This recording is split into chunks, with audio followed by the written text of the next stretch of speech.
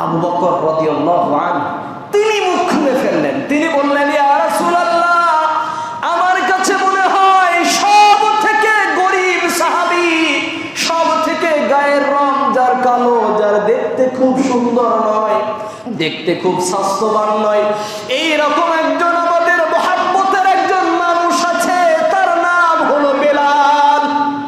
আল্লাহর কাছ থেকে সিদ্ধান্ত এসেছে, ইয়া রাসূলুল্লাহ, জিবরাইল আলাইহিস সালাতু ওয়াস সালাম আল্লাহর কাছ থেকে হুকুম নিয়ে এলো, আজকের মক্কা বিজয়ের পরে যে আযানের দায়িত্ব যাকে দেওয়া হবে সে আর কেউ নয়, আবু বকরের মুখ থেকে যার নাম বের হয়েছে তার নাম হলো বেলাল।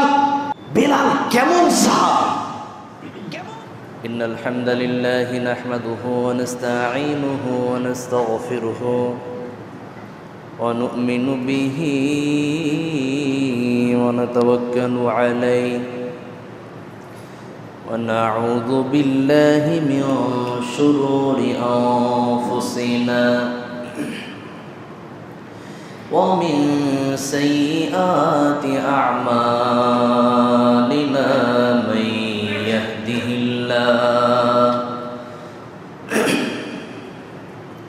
من يهده الله فلا مضل له ومن يضلل فلا تجد له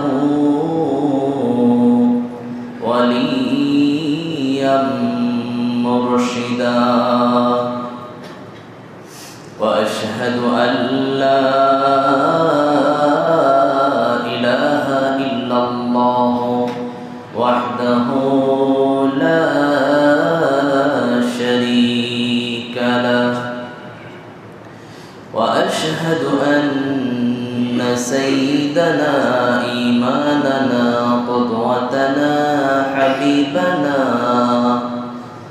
حبيبنا طبيبنا وطبيب الراحنا محمد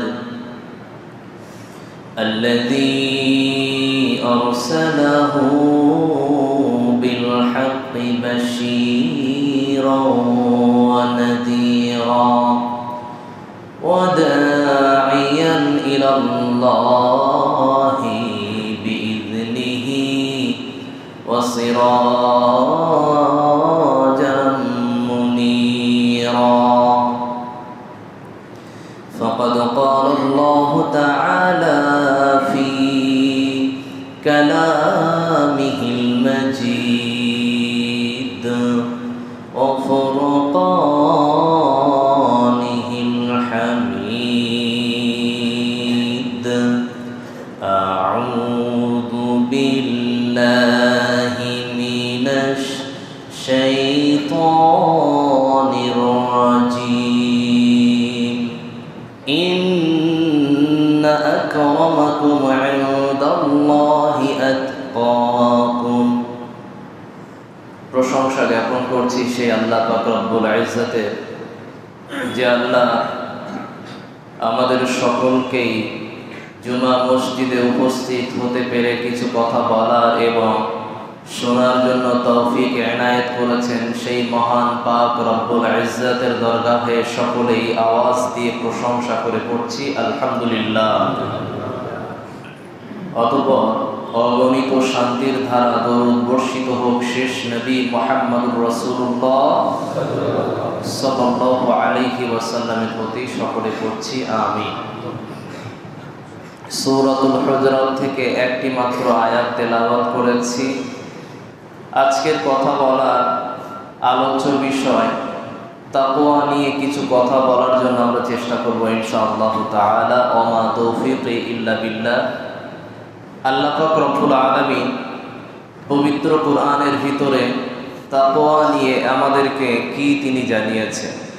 আল্লাহ পাক রব্বুল আলামিন তিনি বলেন পবিত্র কোরআনের ভিতরে সূরাতুল আলে ইমরানের ভিতরে আল্লাহ পাক রব্বুল আলামিন তিনি বলেন, হে ঈমানদার ব্যক্তিবর্গরা, তোমরা আমি আল্লাহকে পরিপূর্ণরূপে ভয় করো, যথাযথভাবে ভয় করো। অতঃপর আল্লাহ পাক রব্বুল আলামিন তিনি আবার বললেন, ওয়ালা তামুতুন মুসলিমুন। এবং আল্লাহ পাক রব্বুল আলামিন আবার তিনি নিষেধ করলেন, তোমরা মৃত্যুবরণ করো না যতক্ষণ পর্যন্ত তোমরা মুসলমান না হও। এ কথার অর্থ কি? মৃত্যু কি আমাদের হাতে না আল্লাহর হাতে? স্বাভাবিক যুক্তি আমরা বুঝতে পারছি যে আল্লাহর হাতেই মৃত্যুর দায়িত্ব। সে আল্লাহ পাক রব্বুল আলামিন এই কথা থেকে তিনি বোঝাতে চেয়েছেন সদা সর্বদাই সর্বসময় মৃত্যুর জন্য প্রস্তুত থাকতে হবে এবং মুসলমান হয়ে সদা সর্বদাই থাকতে হবে। এই মুসলমানের পরিচয় বহন করার জন্য আমার ভিতরে যে শব্দটা সর্বসময় কাজ করবে ওই শব্দটার নাম তাকওয়া। আমরা আল্লাহকে ভয় করেছি কতটা, কিভাবে ভয় করেছি? প্রতিটা জায়গায়, প্রতিটা স্থানে, প্রতিটা ক্ষেত্রে আমরা কি আল্লাহকে ভয় করেছি?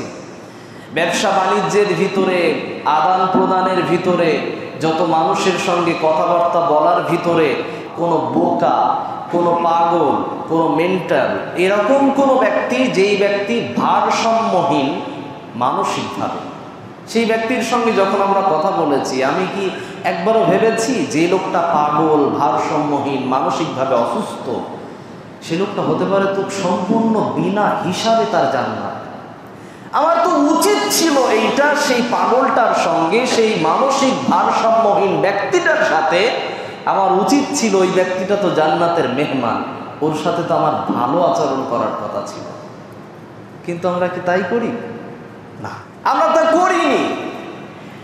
আমরা হিসাব যদি করতে পারতাম যে ছোট্ট একটা বাচ্চা 8 বছর 6 বছর বয়সের নিচে, সেই বাচ্চাটা তো জান্নাতের মেহমান, ও তো বিনা হিসাবে জান্নাতে যাবে। ওর সঙ্গে আমার আচরণটা দরকার কেমন ছিল, সে আমার কাছ থেকে কেমন ধরনের ব্যবহার এক্সপেক্ট করে, কি ব্যবহার সে আশা করে, আমি কি ভেবেছি? ও তো জান্নাতে যাওয়া ব্যক্তি, ও তো মরে গেলেই জান্নাত, ও তো জন্মই নিয়েছে মুসলিম শব্দের উপরে। কিন্তু আমি তার সঙ্গে ব্যবহার করেছি কিভাবে? না, তাকে আমি কি করেছি? বিদ্রুপভাবে তাকে নাম ধরে ডেকেছি। ভারসাম্যহীন মানসিকভাবে যে লোকটা অসুস্থ, তাকে আমি বিভিন্ন রকম ঠাট্টা করেছি, তার জবানের তোতলাটে ভাবটাকে নিয়ে তাকে ঠাট্টা করেছি, তাকে পাগল বলে সম্বোধন করেছি, তাকে বিভিন্ন রকম ভাবে উপকার করা বাদ রেখে, তাকে সহযোগিতা করা বাদ রেখে বরঞ্চ তাকে তামাশা বানিয়ে দিয়েছি। এই তুচ্ছ তাচ্ছিল্য করার কারণে সে আরো অসুস্থ হয়ে যায়, জানে যে সমাজে আমার 2 পয়সাও মূল্য নাই, আমি যেখানেই যাই সেখানে মানুষ আমাকে নিয়ে ঠাট্টা বিদ্রুপ শুরু করে। না, ওখানে আমি যাব না, এখানে যাব না, ওখানে যাব না। ও যাবে কার কাছে? কিন্তু জায়গাটা, ওই ব্যক্তিটা আসলে ছিল কি? ও তো জান্নাতের মেহমান, আমরা মূল্যায়ন করিনি। অথচ আল্লাহর রাসূল সাল্লাল্লাহু আলাইহি ওয়াসাল্লাম তিনি কি বললেন? আল্লাহর রাসূল তিনি বললেন, সহিহুল বুখারীর বর্ণনায় 6018 নম্বর হাদিস, আল্লাহর রাসূল তিনি বললেন, এবং মুসলিমের 47 নম্বর হাদিস আল্লাহর রাসূল বললেন, আবু হুরায়রা রাদিয়াল্লাহু আনহু তিনি বর্ণনা করেন, মান কানা ইউমিনু বিল্লাহি ওয়াল ইয়াউমিল আখির ফালইয়াকুল খায়রান আও লিয়াসমুত। আল্লাহর উপরে যারা বিশ্বাস করে এবং আখিরাতের প্রতি যারা বিশ্বাস করে, তারা যখন কথা বলবে তখন যেন ভালো কথা বলে অথবা যেন চুপ থাকে। পাগলকে দেখে আপনার ভিতরে সুরসুরি জাগে, ছোট বাচ্চাকে দেখে আপনার মস্তিষ্কের ভিতরে, মগজের ভিতরে সুরসুরি জাগে না? বাচ্চার সঙ্গে একটু ঠাট্টা বিদ্রুপ করি, একটু জ্বালাতন করি, একটু তামাশা করি, আপনি তাকে নিয়ে খেলা করতে পারেন, তাকে নিয়ে আপনি আনন্দ করতে পারেন। কি আনন্দ? আপনি নিজে আনন্দ পাওয়ার জন্য না, তাকে আনন্দ দেওয়ার জন্য। এটা বিশ্ব নবীর সুন্নাহ। আল্লাহ রাসূল সাল্লাল্লাহু আলাইহি ওয়াসাল্লাম তিনি যেই পথে যেতেন, মানুষ বুঝতে পারত এই এলাকা দিয়ে বিশ্ব নবী গিয়েছে। কিভাবে বুঝতে পারত? আল্লাহর রাসূল এই পথে যে গিয়েছে এটা জানার জন্য মানুষ দেখত কি, যে বাচ্চাদের মাথায় সুগন্ধি আছে কিনা। আল্লাহর রাসূল বাচ্চাদের মাথায় হাত বুলিয়ে দিতেন। বিশ্বনবী তিনি আতর ব্যবহার করা পছন্দ করতেন। ডান হাতে বাম হাতে আল্লাহর রাসূল আতর ব্যবহার করতেন, হাতের উল্টো পিঠে নয়, হাতের সোজা পিঠে। আল্লাহ রাসূল সাল্লাল্লাহু আলাইহি ওয়াসাল্লাম হাতের সোজা পিঠে ব্যবহার করে তিনি কেন এটা তিনি মাখতেন, তিনি মাথার চুলেও আতর তিনি ব্যবহার করতেন। তার মানে তেল বাদ দিয়ে আতর ব্যবহার করতেন এমনটা নয়। আল্লাহ রাসূল সাল্লাল্লাহু আলাইহি ওয়াসাল্লাম বাচ্চাদের সঙ্গে সদাচরণ করতেন, বাচ্চাদের সাথে খেলা করতেন, বাচ্চাদের আনন্দ দেওয়ার জন্য, বাচ্চারা যাতে বিশ্বনবীকে মহব্বত করে। ইহুদি খ্রিস্টানদের বাচ্চারা বিশ্বনবীর মহব্বতে পাগল থাকতো। এর নাম মুহাম্মদুর রাসূলুল্লাহ সাল্লাল্লাহু আলাইহি ওয়াসাল্লাম। তিনি বিশ্বব্যাপী এমনি মডেল হয়ে যান নাই, এটার ভিতরে একটাই কারণ ছিল। সেই শব্দটা কি জানেন? এই শব্দটার নাম তাকওয়া। যার ভিতরে তাকওয়া কাজ করবে সেই ব্যক্তিটা সমস্ত মানুষের সাথে কথা বলতে গেলে তার ভিতরে একটা লাজুকতা কাজ করবে, লজ্জা কাজ করবে, তার ভিতরে মমতা কাজ করবে, ভালোবাসা কাজ করবে। আমার ভিতরে কি সেটা ঘটেছে? যদি না ঘটে আমার ভিতরটাকে পরিবর্তন করা দরকার। আল্লাহ পাক রব্বুল আলামিন আমাদের সকলকে এই পরিবর্তনশীল জাতি হিসাবে গ্রহণ করে নেন, পড়ি আমিন। আল্লাহ পাক রব্বুল আলামিন তিনি বললেন তাকওয়া ভীরুতার ব্যাপার নিয়ে আল্লাহ পাক রব্বুল আলামিন এবার পবিত্র কোরআনের ভিতরে তিনি জানালেন সূরাতুল আহজাব পারা নাম্বার 22, সূরা নাম্বার 33, রুকু নাম্বার 9, আয়াত নাম্বার 70। আল্লাহ পাক তিনি বলেন ইয়া আইয়ুহাল্লাযীনা আমানুত্তাকুল্লাহা ওয়া কুলু কাওলান সাদীদা। আল্লাহ পাক রব্বুল আলামিন তিনি বললেন হে ঈমানদার ব্যক্তিবর্গরা, তোমরা আমি আল্লাহকে ভয় করো, যথাযথভাবে ভয় করো, এবং যখন কথা বলবে তখন সঠিকটা বলবে। মুমিন ব্যক্তি, জান্নাতি ব্যক্তিদের 9 থেকে 10টি বৈশিষ্ট্য আছে, 9 থেকে 10টি গুণ আছে। তার ভিতরে একটি গুণ হলো তারা অহেতুক কোনো কথাবার্তা বলে না। কোনো প্রয়োজন নেই, অপ্রয়োজনীয় বাক্য মুখ থেকে তারা বের করে না। যখন কথা বলার দরকার তখনই কথা বলে। শিক্ষিত লোক কথা বলে কম। এটা আসলে কি শিক্ষিত লোকের বৈশিষ্ট্য? জি না, শুধু শিক্ষিত লোকের বৈশিষ্ট্য নয়, এটা মুমিনের বৈশিষ্ট্য। আল্লাহ পাক রব্বুল আলামিন তিনি বললেন তাকওয়া অবলম্বন করলে এর উপকার কি? এর উপকারের দিক আমি বলি। আল্লাহ পাক রব্বুল আলামিন তিনি বললেন সূরাতুল আনফাল পারা নাম্বার 9, সূরা নাম্বার 8, রুকু নাম্বার 4, আয়াত নাম্বার 29 এর ভিতরে আল্লাহ পাক রব্বুল আলামিন তিনি বললেন ইয়া আইয়ুহাল্লাযীনা ইন তাত্তাকুল্লাহা ইয়াজআল লাকুম ফুরকানা ওয়া ইউকাফির আনকুম সাইয়্যাতিকুম ওয়া ইয়াগফির লাকুম ওয়াল্লাহু যুল ফাদলিল আযীম। আল্লাহ পাক রব্বুল আলামিন তিনি বললেন হে সমস্ত লোকেরা, হে ঈমানদার ব্যক্তিবর্গরা, তোমাদের উদ্দেশ্যে বলি, তোমরা যদি তাকওয়া অবলম্বন করো, তোমরা যদি আল্লাহকে ভয় করো, তাহলে তোমাদের ভিতরে আমি আল্লাহ 3টি অফার দিয়ে দেব, তোমাদের ভিতরে আমি 3টি ফজিলত দিয়ে দেব। আল্লাহ পাক বললেন ইয়াজআল লাকুম ফুরকানা ওয়া ইউকাফির আনকুম। আল্লাহ পাক রব্বুল আলামিন তিনি 1 নম্বরে বললেন তোমাদের ভিতরে এমন একটা মানদণ্ড আমি তোমাদের ভিতরে দান করব, তোমাদের অন্তরের ভিতরে আমি দিয়ে দেব, তোমাদের বিবেকের ভিতরে আমি দিয়ে দেব। সেইটা এমন মানদণ্ড, সেটার নাম হলো সত্য মিথ্যা পার্থক্য করতে পারবে। এইটা হলো ন্যায়পরায়ণ শাসক, এটা হলো অন্যায় পরায়ণ শাসক, এটা হলো অত্যাচারী শাসক, এটা হলো অত্যাচারহীন শাসক। এই কাজগুলোকে অন্যায় বলে, এই কাজগুলোকে অন্যায় বলা হয় না। এটা নির্ণয় করার জন্য ক্ষমতা দান তোমাদের মগজেও দেব, আত্মার ভিতরে, কলবের ভিতরেও দান করে দেব। 1 নম্বর আল্লাহ পাক রব্বুল আলামিন তিনি বললেন ন্যায় অন্যায়ের মানদণ্ড নির্ণয় করার মতো ক্ষমতা আল্লাহ দান করবেন। 2 নম্বর আল্লাহ পাক রব্বুল আলামিন তিনি বললেন সাইয়্যাতিকুম, তোমাদের ভিতরে বহু দোষ, গুণ, অন্যায়, অশ্লীল কাজ আছে, যেই কাজগুলোকে ইসলাম বলে অন্যায়, ইসলাম বলে দোষ, সমাজের মানুষও বলে দোষ, সমাজের মানুষের কাছেও সেটা ত্রুটি। এমন কিছু কাজ যদি দেখতে পাওয়া যায়, ওই কাজের নাম যেমন আমরা যদি দেখতে চাই, ওটার নাম মনে করেন চুরি করা। আল্লাহর কাছেও দোষারোপের কাজ, পাপের কাজ, সমাজের বুকেও এটাকে অন্যায় মনে করা হয়। ধর্ষণ মনে করা, জিনা করা, এই কাজগুলোকে মানুষের জীবনে মানুষরাও মনে করে এটা একটা অপরাধ, এটা চরিত্রহীনদের কাজ। আল্লাহর কাছেও এটা অপরাধ। এই রকম যত রকম অপরাধ আছে, সমস্ত দোষ ত্রুটিকে তোমার ভিতর থেকে আমি আল্লাহ বের করে দেব। সুবহানাল্লাহ বলবো না? 3 নম্বরে আল্লাহ পাক রব্বুল আলামিন কি বললেন?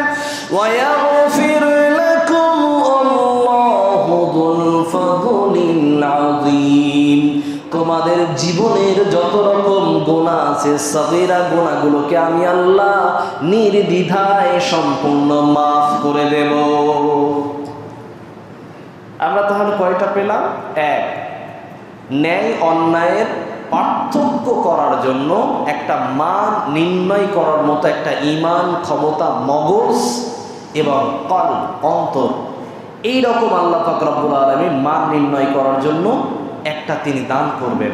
নাম্বার 2, আল্লাহ পাক রব্বুল আলামিন আমাদের ভিতরে তিনি দেবেন যে সমস্ত দোষ ত্রুটির কারণে আমাদের চরিত্র নষ্ট পথে চলে যায়, নষ্টের পথে চলে যায়, নষ্টের দিকে এগিয়ে যায়, সেই সমস্ত দোষ ত্রুটিগুলোকে আল্লাহ পাক রব্বুল আলামিন আমার ভিতর থেকে তিনি মুক্ত করে দেবেন, তিনি বের করে দেবেন।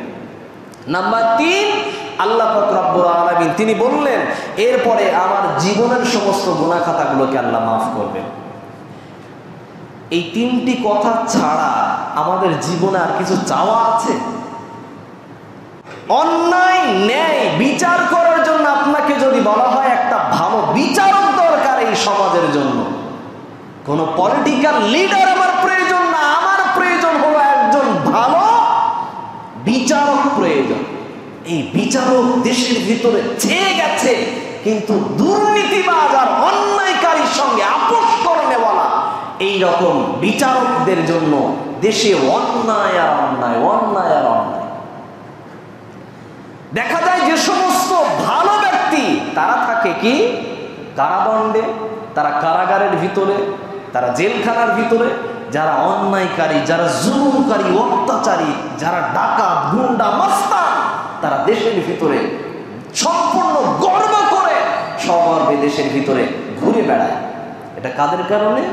বিচারকের কারণে। কিন্তু আল্লাহ বলছেন যদি তাকওয়া অবলম্বন করো, আমি আল্লাহ তোমার ভিতরে এই ন্যায় আর অন্যায়কে, অন্যায়ের সঙ্গে কখনো সে আপোষ করবে না, এই রকম বিচারক আমি তোমার ভিতরে দান করব। আল্লাহ পাক রব্বুল আলামিন আমাদের সমাজের প্রত্যেকের ভিতরে এই রকম এই রকম মান নির্ণয় করার জন্য এবং দোষ ত্রুটি মুক্ত একজন বিচারক এবং মানুষ আমাদেরকে গড়ার তৌফিক দান করার পরি আমিন। আল্লাহ পাক রব্বুল আলামিন তিনি বললেন তাকওয়া এমন একটি বিষয়, এই বিষয়টাকে আমি আল্লাহ পাক রব্বুল আলামিন কেমন ভাবে দেখি, আল্লাহ পাক রব্বুল আলামিনের নজরে, আল্লাহ পাক রব্বুল আলামিনের দৃষ্টিকোণ থেকে আল্লাহ পাক তিনি কেমন ভাবে দেখেন। আল্লাহ বলেন ইন্না আকরামাকুম ইনদাল্লাহি আতকাকুম। আল্লাহ পাক তিনি বললেন সূরাতুল হুজরাতের ভিতরে পারা নাম্বার 26, সূরা নাম্বার 49, রুকু নাম্বার 2, আয়াত নাম্বার 13, আল্লাহ পাক রব্বুল আলামিন তিনি বললেন নিশ্চয় আমি আল্লাহ পাক রব্বুল আলামিন তোমাদের ভিতরে কোনো ব্যক্তির ব্যক্তিত্বকে আমি লক্ষ্য করি না, কোনো ব্যক্তির প্রভাবকে আমি লক্ষ্য করি না, আমি আল্লাহ দেখি তার ভিতরে তাকওয়া কতটা। এটা আল্লাহ বললেন। রাসূলের দৃষ্টিকোণ থেকে যদি দেখি, বিশ্বনবী তিনি কিভাবে এটাকে বলেছেন, তাকওয়া আমল, সৎ আমলের বিষয় নিয়ে বিশ্বনবী তিনি কতটা গুরুত্ব দিয়েছেন। মুসলিমের বর্ণনায় 2564 নাম্বার হাদিস আল্লাহ রাসূল সাল্লাল্লাহু আলাইহি ওয়াসাল্লাম তিনি বললেন ইন্নাল্লাহা লা ইয়ানজুরু ইলা সুওয়ারিকুম ওয়া আমওয়ালিকুম ওয়ালাকিন ইয়ানজুরু ইলা কুলুবিকুম ওয়া আ'মালিকুম। আল্লাহ রাসূল সাল্লাল্লাহু আলাইহি ওয়াসাল্লাম তিনি বললেন এমন একটা দিন আসবে যেই দিন আল্লাহ পাক রব্বুল আলামিন আপনার চেহারা দেখবেন না, সাদা চামড়া না কালো চামড়া, এটা আল্লাহ দেখেন না। আল্লাহ পাক তিনি দেখেন ইলা কুলুবিকুম, তোমাদের অন্তরের অবস্থা কি, তোমাদের নিয়তের অবস্থা কি? ইন্নামাল আ'মালু বিন্নিয়াত। আল্লাহর রাসূল সহিহুল বুখারীর বর্ণনার 1 নাম্বার হাদিস আল্লাহর রাসূল তিনি বললেন, যে কোনো আমল যখন আমরা করি তখন আল্লাহ পাক রব্বুল আলামিন ওই আমলের বিষয়টাকে কবুল করবেন কি করবেন না এটা নির্ভর করবে আমার নিয়তের উপরে। আমি কি নিয়তে কুরবানি করেছি, আমি কি নিয়তে আমি নামাজ পড়েছি, আমি কি নিয়তে যাকাত দিয়েছি, কি নিয়তে আমি দান করেছি, কি নিয়তে আমি মসজিদে এসেছি, সম্পূর্ণ দেখতে পান কে? ইন্নাহু আলিমুম বিযাতিস সুদূর। কারণ নিয়তের বিষয়টা থাকে আপনার চিন্তা ভাবনার ভিতরে, আপনার জায়গা অন্তরের ভিতরে। অতএব অন্তরের খবরের মালিকও আল্লাহ। আপনি অন্তরে কি পরিকল্পনা করেছেন, অন্তরের বাইরে শরীর দিয়ে আপনি কি প্রকাশ করেছেন, সব বুঝতে পারেন আল্লাহ। আমি নাটক করছি না আমি সত্যিই মানুষের জন্য আমি কাঁদছি, এটা দেখতে পান কে? আল্লাহ। আল্লাহ রাসূল তিনি বললেন, ইলা কুলুবিকুম ওয়া আমালিকুম। আল্লাহ পাক রব্বুল আলামিন তিনি দেখেন আপনার অন্তর, এবং আল্লাহ পাক তিনি দেখেন সৎ আমল। শুধু আমল না, সৎ আমল। যত রকম আপনি ভালো আমল করেছেন, যত রকম আপনি ভালো কাজ করেছেন, সেগুলোকে আল্লাহ লক্ষ্য করেন। আল্লাহ পাকের রাসূল কারীম সাল্লাল্লাহু আলাইহি ওয়াসাল্লাম তিনি মুসনাদে আহমদের বর্ণনায় 23,489 নাম্বার হাদিস আল্লাহর রাসূল তিনি বললেন, সাদা চামড়ার গুরুত্ব কালো চামড়ার থেকে বেশি নয়, আবার কালো চামড়ার গুরুত্ব সাদা চামড়ার থেকে বেশি নয়। আরাবিয়ান কান্ট্রির মানুষ আমার কাছে বেশি গুরুত্ব সম্পন্ন এমনটাও নয়, আবার অনারব যারা আছে, আরবের বহির্বিশ্বে যারা আছে, তাদের গুরুত্ব আমার কাছে কম অথবা বেশি কোনোটাই নাই। সম্পূর্ণ এদের গুরুত্ব আমার কাছে ইল্লা বিত্তাকওয়া। আমি নবীর কাছে সেই ব্যক্তিটা গুরুত্ব সম্পন্ন এই হিসাবে তার ভিতরে কি আছে? তাকওয়া বেশি আছে। এটা আল্লাহ যেমন তিনি গুরুত্ব দেন, বিশ্বনবী ওইভাবেই তিনি গুরুত্ব দেন। মক্কা বিজয়ের পরে বিশ্বনবী তিনি ওই কাবার উপরে, বাইতুল্লাহর উপরে তিনি আজান দেওয়ার ব্যবস্থা করবেন। আজান দেওয়ার জন্য কে আসবে? ওই সম্মানিত ব্যক্তিটা কে হবে? এখন এটা নিয়ে বিশ্বনবী তিনি আলোচনায় বসলেন, মাশওয়ারায় বসলেন। মাশওয়ারা করার জন্য যখন তিনি বসে পড়লেন, আল্লাহর রাসূলের সাহাবারা এক একজন এক এক রকম পরামর্শ দিতে থাকে। কেউ বলে আজকের আজানটা আপনি আবু বকরের দ্বারাই আপনি দেওয়া করান, কেউ বলে না ওমরের দ্বারাই দেওয়া করান। কারণ যুক্তি হিসাবে তারা বলল, যত রকম দানের প্রতিযোগিতা আসে তখনই আবু বকর সেরা হয়ে যায়। যত রকম ভাবে মানুষ অসুস্থ হয়েছে তাদেরকে দেখতে যাওয়ার জন্য যখন প্রশ্ন করা হয়েছে তখন আবু বকর সেরা হয়ে যায়। ও নবী, আজকের দিনের জন্য এই মক্কা বিজয়ের পরে বাইতুল্লাহর উপরে আজান দেওয়ার দায়িত্বটা আবু বকরকে দেন। 2 নম্বরে কোন ব্যক্তি বলল, ওমরে ফারুককে আপনি দেন, কারণ আপনার পরে কোনো নবী আসবে না। তবে যদি নবী আসতো তাহলে আপনি তার সার্টিফিকেট দিয়েছেন, ওই নবীটা আল্লাহ গ্রহণ করতেন, নবী হিসাবে যাকে দায়িত্ব দিতেন তার যোগ্যতা ওমরের ভিতরে আছে। সুবহানাল্লাহ। এই ওমরের গুরুত্ব আপনি নবী এত গুরুত্ব দিয়েছেন, ওমর যেই রাস্তা দিয়ে যায় শয়তান সেই রাস্তাকে ত্যাগ করে দেয়। মানে ওমরের কাছে শয়তান আসবে তো দূরে থাক, ওমর যেই রাস্তা দিয়ে হেঁটে যায় সেই রাস্তায় শয়তানও দাঁড়ায়। কত বড় তাকওয়া! এইরকম ব্যক্তির কথা আপনি যে নবী, যে ওমরের ব্যাপারে আপনি বলেছেন নবী, ওই ওমরকে আপনি আজকের আজানের দায়িত্বটা দিয়ে দেন। আবার কেউ বলে না, এমনটা করা যায় না। সব থেকে লজ্জাশীল সাহাবী এবং কবরের কথা যে বেশি স্মরণ করে করে কাঁদে, ওই সাহাবীর নাম উসমান যিন্নুরাইন। উসমানকে দায়িত্ব দেন রাদিয়াল্লাহু আনহু। ওসমানকে দায়িত্ব আপনি দিয়ে দেন, এবং যত রকম দানের প্রতিযোগিতা সব থেকে বেশি বেশি দান করে ওই সাহাবীর নাম ওসমান গনি। ওই সাহাবীকে আপনি দায়িত্ব দেন। শেষমেশ আল্লাহর রাসূলকে কিছু কিছু সাহাবা বলল, ইয়া রাসূলুল্লাহ, আপনি আলীকে ওই দায়িত্বটা দিয়ে দেন, কারণ আপনার কলিজার টুকরা মহাব্বতের কন্যা রাজকন্যাকে আপনি যাকে দিয়েছেন ওই স্বামীর নাম আলী রাদিয়াল্লাহু আনহু। এই সাহাবীদের ব্যাপারে অনেকজন অনেক রকম পরামর্শ দিচ্ছে, কিন্তু শেষে আবু বকর রাদিয়াল্লাহু আনহু তিনি মুখ খুলে ফেললেন। তিনি বললেন, ইয়া রাসূলুল্লাহ, আমার কাছে মনে হয় সব থেকে গরীব সাহাবী, সব থেকে গায়ের রং যার কালো, যার দেখতে খুব সুন্দর নয়, শরীরটা খুব গঠনময় নয়, দেখতে খুব স্বাস্থ্যবান নয়, এই রকম একজন আমাদের মহব্বতের একজন মানুষ আছে, তার নাম হলো বেলাল। আল্লাহর রাসূলের কাছে যখন এই কথা বললেন, সাহাবীরা সবাই কেউ কিছু বলে না। আল্লাহর কাছ থেকে সিদ্ধান্ত এসেছে, ইয়া রাসূলুল্লাহ, আমি জিবরাইল আলাইহিস সালাতু ওয়াস সালামকে পাঠিয়ে দিলাম। ওই জিবরাইলের দ্বারাই সম্পূর্ণ কোরআন আসে, জবুরের আয়াত আসে, তাওরাতের কথা আসে, ইনজিলের বাক্য এসেছে, নবীদের কাছে ওহী আসে। সেই জিবরাইল আলাইহিস সালাতু ওয়াস সালাম আল্লাহর কাছ থেকে হুকুম নিয়ে এলো, আজকের মক্কা বিজয়ের পরে যে আযানের দায়িত্ব যাকে দেওয়া হবে সে আর কেউ নয়, আবু বকরের মুখ থেকে যার নাম বের হয়েছে তার নাম হলো বেলাল। বেলাল কেমন সাহাবী, কেমন সাহাবী, যে বেলালের কথা বিশ্বনবী তিনি স্মরণ করেছেন কোথায়? মিরাজে, জান্নাতে যাওয়ার পথে, যখন আল্লাহর কাছে যাওয়ার পথে আল্লাহর কাছাকাছি এসে গেছেন, তিনি বিশ্বনবী শুনতে পাচ্ছেন আমার সামনে যেন কেউ জুতো পায়ে হাঁটছে। জান্নাতের ভিতরে জুতো পায়ে হাঁটার ক্ষমতা কার? এত আশ্চর্যজনক ব্যাপার, যেই কথা বিশ্বনবী এসে বেলালের কাছে এসে শোনাচ্ছেন, বেলাল, আমি যে সময়ে গেলাম সেই জায়গাতে যাওয়ার পথে জিবরাইল বললেন আমি আপনার সঙ্গী হতে পারবো না।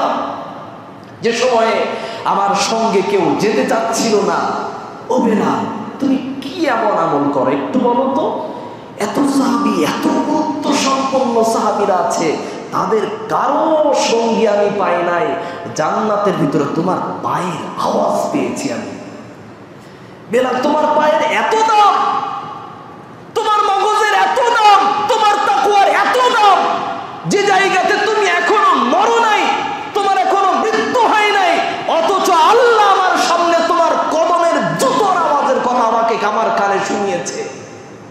বেলাল, তুমি কি এমন আমল করেছো?